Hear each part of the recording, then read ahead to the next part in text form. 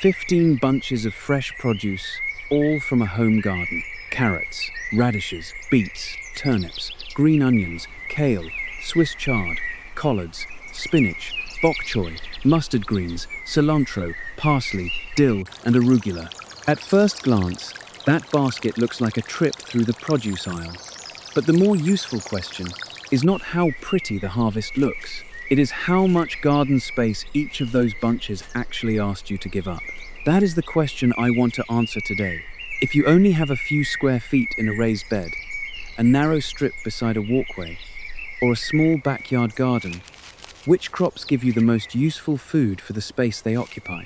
And just as important, which crops look productive at first but become less impressive? Once you account for how long they stay in the ground, how widely they need to be spaced, or whether the whole plant disappears at harvest. I am going to use a simple idea throughout this video: bunches per square foot.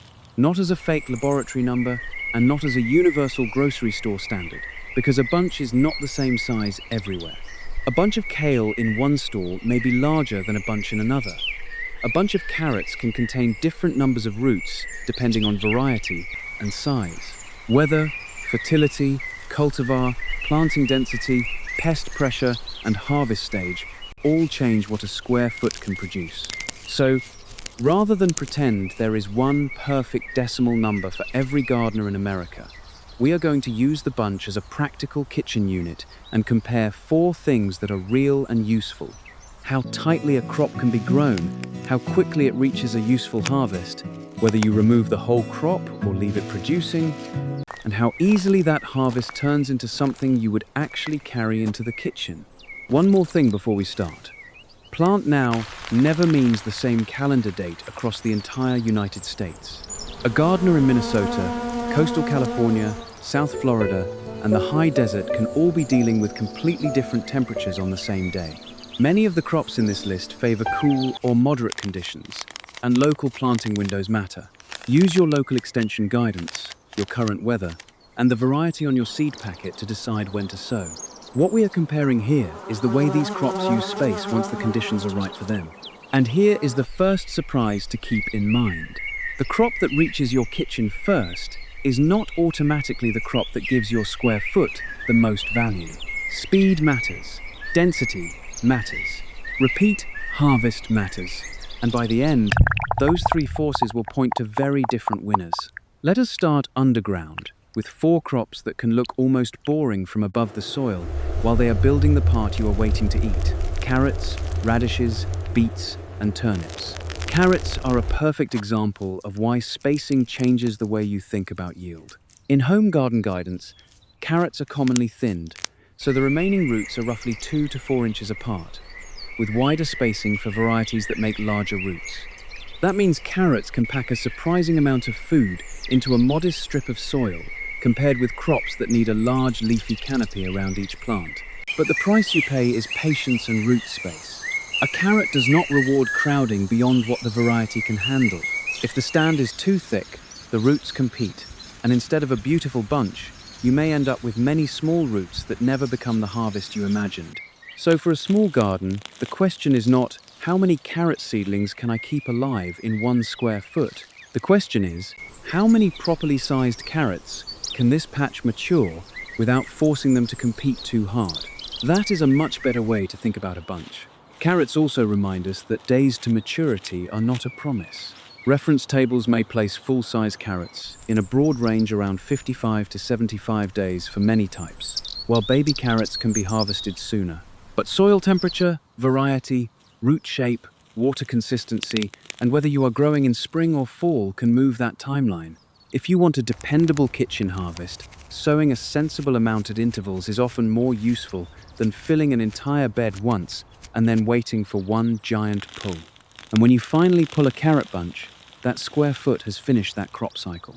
The roots do not regrow. The space becomes valuable again because it is open for the next planting. That is not a weakness if you plan for it.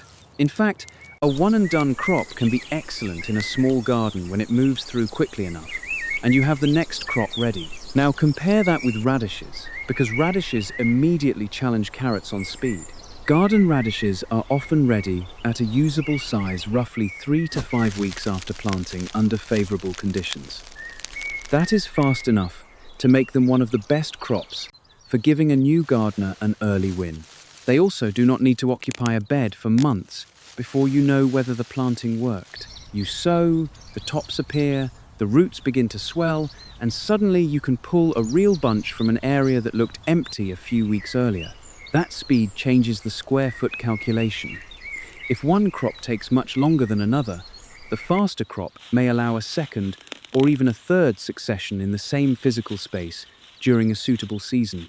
And that is where bunches per square foot becomes more interesting than simply weighing one harvest. But radishes have a limitation. They are not a crop you can ignore forever. Leave many common garden radishes too long and quality declines. Roots can become fibrous or overly strong. So the productive strategy is not to plant a huge patch and hope you remember it later. It is to sow an amount you can actually use. Then repeat the sowing if your season allows. If carrots are the patient, dense root crop, radishes are the quick turnover root crop. Right now, radishes are clearly ahead on speed. But speed alone does not settle the question, because the next two crops give us something extra above the root. Beets are where the idea of usable yield becomes more layered. A beet harvest is not only a round root, the leaves are edible too. University of Minnesota harvest guidance suggests beet roots can be harvested across a broad, usable size range, roughly 1¼ to 3 inches in diameter, depending on the results you want. That means you have choices. You can harvest smaller roots earlier or allow more time and space for larger roots. And if you manage the foliage sensibly, the plant is giving you edible material above ground as well as below. This is where I would resist a common mistake in yield comparisons, pretending only the heaviest final object counts. If your family cooks beet greens, those leaves are not waste, they are food. If your family never eats them, then they should not magically increase the value of the crop just because they are technically edible. The best garden is not the garden with the most theoretical edible biomass. It is the garden that produces what your kitchen uses. Beets also take us back to spacing. Crop planning guidance commonly thins beets to around 3 to 4 inches between plants for full roots. At that spacing, 1 square foot can support multiple beet plants, but not an unlimited number. Cramming them in may give you plenty of leaves while reducing root size. So again, the bunch you want determines the spacing you should choose. Now turnips. Turnips often sit in the shadow of carrots and radishes, but for this kind of comparison they are fascinating because, like beets, they can give you both roots and greens. Home garden guidance may start turnip seeds close together and then thin as true leaves appear so the roots have room to develop. Many turnips fall around a 50 to 60 day maturity window in cool season production references, although variety and conditions matter. If you harvest turnips young, you can get tender roots and usable tops. If you let them size up, each plant occupies more of your harvest basket. That makes turnips a flexible crop, but flexibility can also make the numbers slippery. A small salad turnip bunch and a bunch of mature storage-type turnips are not equivalent. This is exactly why I do not want to claim one universal bunch number for every garden. So, after the first 4 crops, what have we learned? Radishes are our speed leader. Carrots can make very efficient use of a narrow root zone when spaced correctly. Beets and turnips add the possibility of edible greens, which increases their practical value if you actually use those greens. But all 4 share one basic behavior. When you harvest the root, that plant is finished. That means the next crop can change the game without producing a large root at all. Green onions, or scallions, are one of the easiest crops on this list to understand in grocery store terms because they are already sold as a compact bundle, and they have a remarkable advantage in tight spaces. They can be grown close together. University of Minnesota Home Garden Guidance for Scallions describes thinning seedlings to about 1 plant every inch. Think about what that means along the edge of a raised bed. A narrow strip that feels too small for kale, collards, or even a row of larger beets can still become productive space. This is the first crop where I want you to stop thinking only in square foot blocks and start thinking about edges. The outside 6 inches of a bed, the strip beside a trellis, the end of a row, or a narrow container can all hold a useful run of scallions without demanding the canopy space of a large leafy vegetable. Reference guidance for cool season fall production may put green onions around 60 to 70 days, so they are not automatically faster than radishes. Their advantage is different. It is density, shape, and the ability to fit where other crops are awkward. And that gives us our first major lesson. The best crop for a small garden is not always the crop with the highest yield in a field. It may be the crop that can turn otherwise wasted garden geometry into food. If I had only a narrow border, green onions would be one of my first choices. If I had a whole square foot and wanted the quickest turnover, radishes might still have the edge. Different spaces create different winners, but density is only one way to win. Now we reach the crops that force us to change the rules completely. Because instead of pulling the plant and starting over, we can often harvest leaves from the outside and leave the growing point to keep producing. Kale is the first big example. Kale looks inefficient if you judge it on footprint alone. A mature plant makes a substantial canopy. Home garden guidance from the University of Minnesota gives an example spacing of about 8 inches between transplants in rows for larger plants, while baby leaf production can be much tighter, around 4 inches in the row. That single difference already shows why. How many kale plants fit in a square foot is the wrong question, unless you first say what kind of harvest you want. If you want baby kale, density is the strategy. If you want large leaves for repeated harvest, each plant needs more room to build a strong leaf-producing structure. The plant may occupy more space than a handful of radishes, but the harvest pattern is completely different. Instead of cutting the whole plant, you can remove the lower outer leaves as they reach a useful size and leave the center growing. That means the same root system and the same patch of soil can keep producing leaves. In cool conditions, production can continue for a long stretch, and many kale varieties tolerate cold well. Now, our square foot comparison has a time dimension. A radish square might give you a quick bunch and then become empty. A kale square may take longer to establish, but it can contribute leaf bunches repeatedly without being replanted after every cut. Which one wins? That depends on your season and your kitchen. If you only have 4 weeks before extreme heat or a hard seasonal change, the quick crop may be more useful. If you have a long cool production window and you eat kale every week, repeated harvest can easily become the more valuable behavior. Swiss chard makes that point even more clearly because it builds large, obvious leaves that are easy to gather into a kitchen-sized bunch. University of Minnesota guidance groups spinach and Swiss chard together for some planting recommendations and notes that transplants can be spaced around 4 to 6 inches apart, with closer spacing producing smaller baby plants and wider spacing producing larger plants. Again, harvest style changes spacing. For repeated chard harvest, the outside leaf method is powerful. You remove mature outer stalks and leaves while leaving the center to continue growing. You do not need to reset the bed every time you want dinner. And unlike a one-time root harvest, the crop can keep converting sunlight, water, and nutrients into new harvestable leaves from the same established crown. That is an important form of garden efficiency that a simple one-day weigh-in can miss. Now, compare chard with kale. Kale can handle very cool conditions, while Swiss chard is often valued for staying productive through a broader span of the growing season in many gardens. Kale leaves are generally harvested without the thick, colorful stalks that make chard feel so substantial in a bunch. Chard can look like an enormous harvest very quickly because each leaf occupies more physical volume. But volume is not the same as food value, and one family may prefer kale while another cooks chard constantly. So I would not tell you that one universally beats the other. I would tell you to ask a better question. Which plant can you repeatedly harvest in the conditions you actually have? And which one will you actually eat?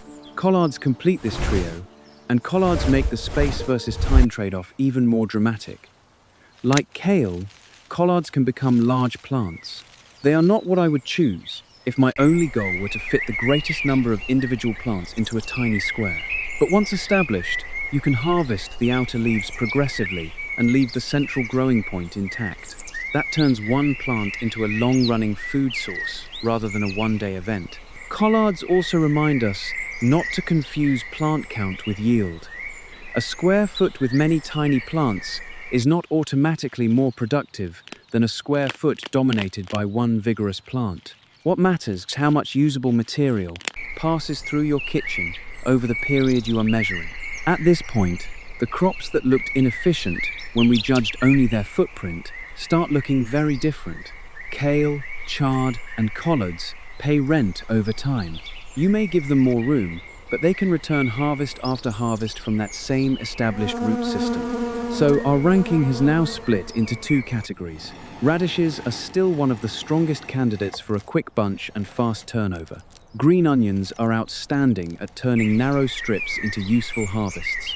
But for repeated leaf production, kale, Swiss chard, and collards have entered a different league.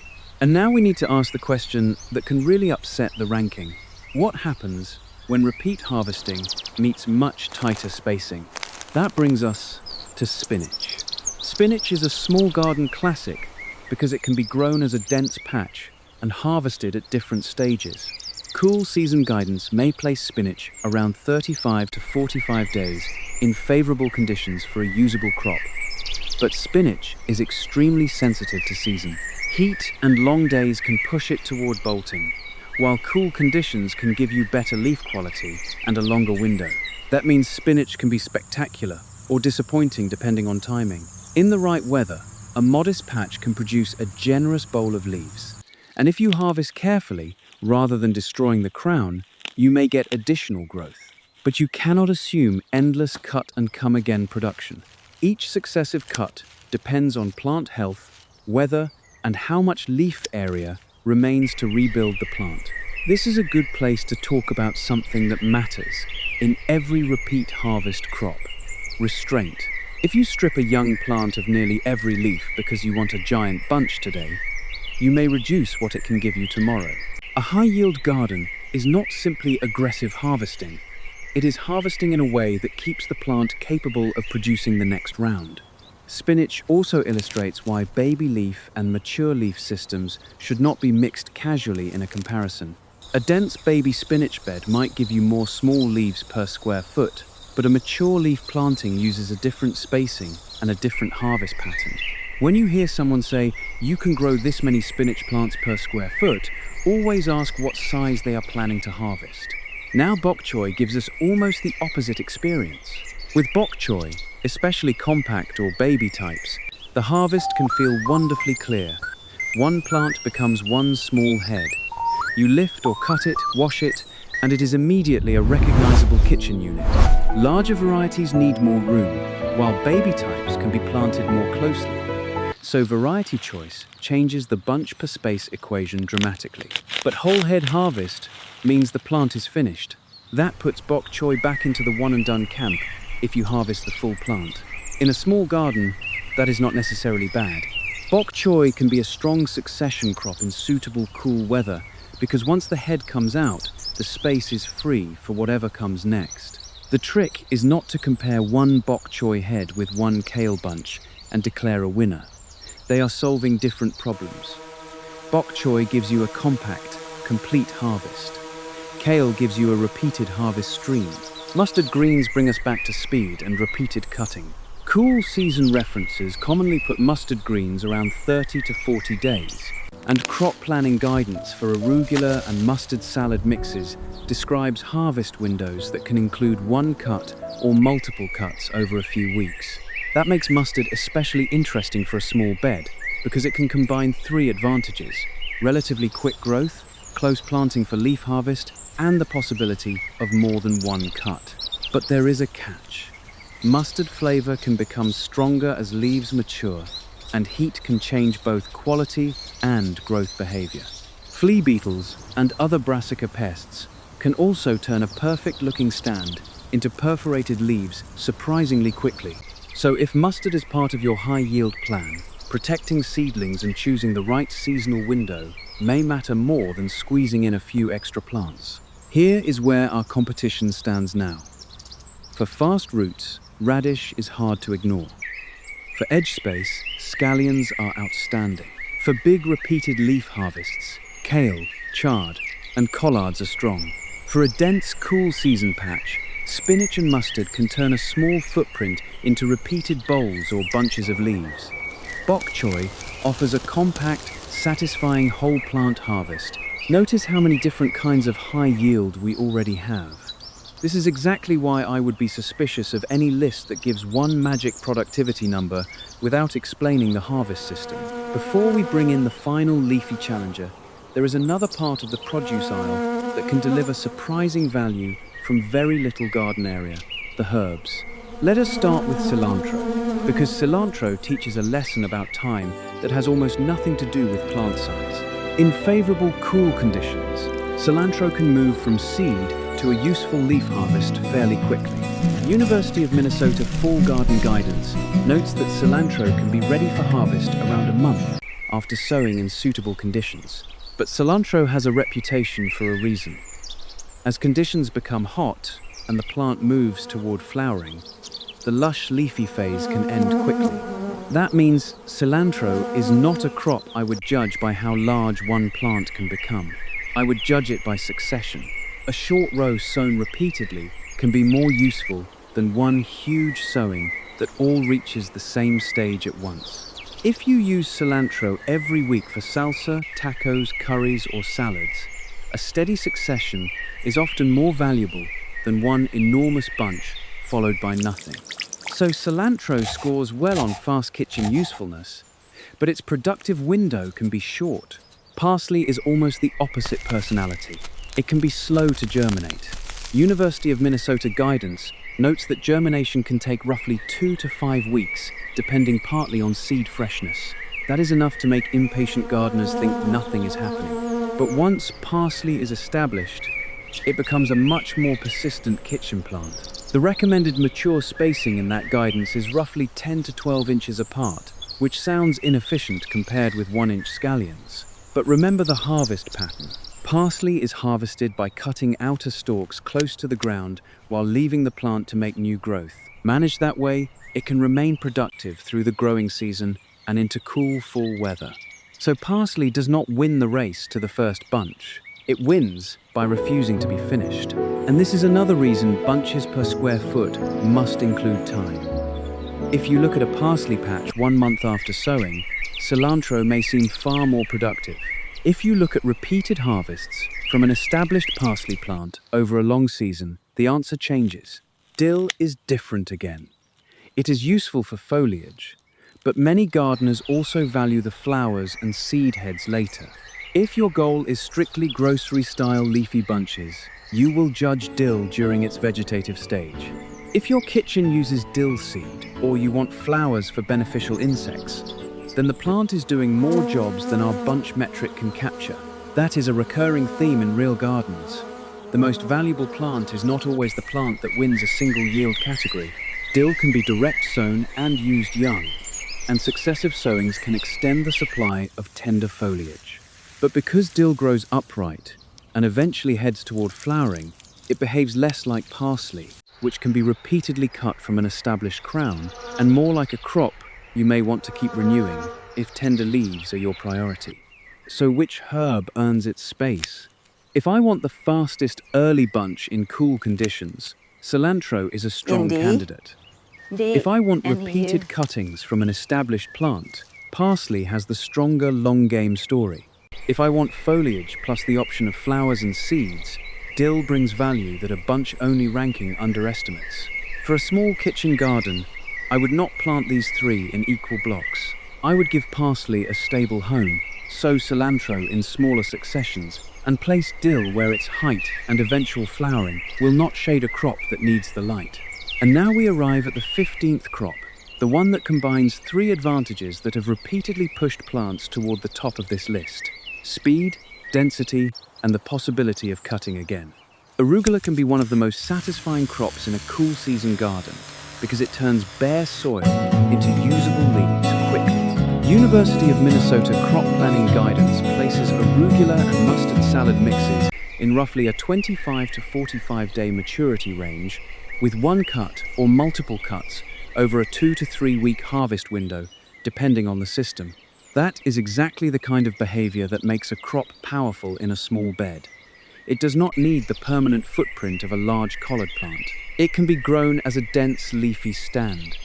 You can harvest young leaves, and if the stand remains healthy and you do not cut too low, you may get additional growth. But arugula has the same seasonal warning as several other cool-loving greens. Warm conditions can push it toward flowering, and the flavor can become much stronger. So arugula is not a universal 12-month winner. It is a crop that can be extremely efficient when you place it in the right seasonal window. Now, all 15 crops have had their turn, and the result is clearer than any single ranking number. There is more than one kind of high yield, so let us award the categories. For fastest useful bunch, radishes are one of the clearest winners on this list. A common garden radish can reach usable size in roughly 3 to 5 weeks under favorable conditions, which is difficult for the larger root crops to match. Arugula and mustard greens are close challenges when harvested for young leaves, but radish gives you a complete, recognizable bunch very quickly. For best use of narrow or awkward space, green onions are hard to beat. 1-inch spacing after thinning means a strip that seems almost too narrow to matter can hold a meaningful run of scallions. You do not need to sacrifice the center of a raised bed to make them useful. For the strongest repeated large leaf production, I would put Swiss chard, kale, and collards in the top group, rather than pretend there is one universal winner. Chard can give you big, substantial leaves repeatedly. Kale can produce over a long, cool period and handle cold extremely well. Collards can keep feeding you outer leaves from a large, established plant. Which one wins depends heavily on climate and what you actually cook. For compact, repeat harvest greens, arugula, mustard, and spinach form another top group in the conditions they prefer. They can turn a small patch into a lot of leaf material quickly, but their production window is more sensitive to heat and bolting than a mature chard plant. For best herb in the long game, parsley gets my vote because an established plant can be harvested from the outside repeatedly. For fastest herb payoff, cilantro has the advantage in suitable cool conditions. Dill wins a different category, versatility beyond the leafy bunch, because you can also value its flowers and seeds. And for best succession crop, radishes deserve another mention because they move through a bed quickly, but arugula, mustard, cilantro, and baby bok choy can all be excellent rotational players when the season fits them. So what about the headline category? Best overall use of a square foot. I would not give you one fake champion because doing that would hide the most important lesson in the entire video. A square foot is not productive because one plant fits there. It is productive because of what that space produces over time. If you measure only one harvest, dense crops like radishes, scallions, young arugula, mustard, spinach, and baby root crops can look unbeatable. If you measure repeated harvest from established plants, chard, kale, collards, and parsley climb dramatically. If you measure how quickly you can clear the bed and plant something new, radishes, bok choy, arugula, mustard, and other short-season crops earn extra credit. That is the honest version of bunches per square foot. It is not one fixed number printed on a chart and repeated as though every climate, variety, and kitchen were identical. It is a way to look at your garden and ask 3 practical questions. How many useful bunches can this patch give me before the crop is finished? How long does that take? And when I harvest, does the space become empty? Or does the plant keep producing? Answer those 3 questions and your planting decisions become much easier. If you have one 4x4 raised bed, for example, I would not fill all 16 square feet with the crop that ranks highest in one category. I would build a portfolio. Use edges or narrow runs for green onions. Give a section to a quick succession crop such as radishes or arugula. Keep 1 or 2 repeat producers such as chard or kale where they can stay without blocking everything else. Use smaller pockets for herbs you cook with constantly, and rotate quick crops through openings as they appear. That creates 2 speeds of harvest. You get early food from quick crops, while the longer-lived producers establish. Then, when the fast crops come out, the repeat producers are already feeding you. Instead of one giant harvest followed by an empty bed, you create a garden that keeps sending useful quantities into the kitchen. And that is the real produce aisle effect. It is not about making your backyard look like a supermarket display. It is about opening the door, walking a few steps, and knowing that the garden can give you a bunch of scallions for dinner, a handful of radishes for a salad, several chard leaves for a sauté, parsley for a sauce, or arugula for a bowl without needing a huge amount of land. A productive garden is not the garden with the maximum number of plants.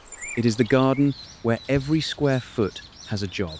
Some square feet should work fast. Some should work repeatedly. Some should hold crops that fit where nothing else fits. And some should grow the ingredients you buy so often that having them outside the door changes the way you cook. So when you plan your next bed, do not ask only, what can I grow? Ask, what kind of harvest do I want this space to produce? Do you want a quick bunch and then a reset? A crop you can cut week after week? A narrow strip that keeps herbs or scallions within reach? Or a root crop that turns loose soil into a basket you can store? Once you think that way, high yield stops being a vague promise. It becomes a design decision. Carrots teach us to respect root spacing. Radishes teach us the value of speed. Beets and turnips remind us to count the parts we actually eat. Green onions show how powerful narrow spaces can be. Kale, chard, and collards prove that a larger footprint can pay back repeatedly. Spinach, mustard, and arugula show what dense, cool-season leaves can do. Bok choy gives us a satisfying whole-plant harvest. Cilantro teaches succession. Parsley teaches patience. Dill reminds us that a crop can be valuable in more than one stage. Put those lessons together, and even a modest garden starts behaving differently. You stop planting simply because a seed packet looks exciting. You start matching crops to the space, the season, and the way your household eats. And that is how a small garden begins to feel like your own produce aisle. Not because it grows everything, but because the space you do have keeps producing the bunches you actually want to carry into the kitchen.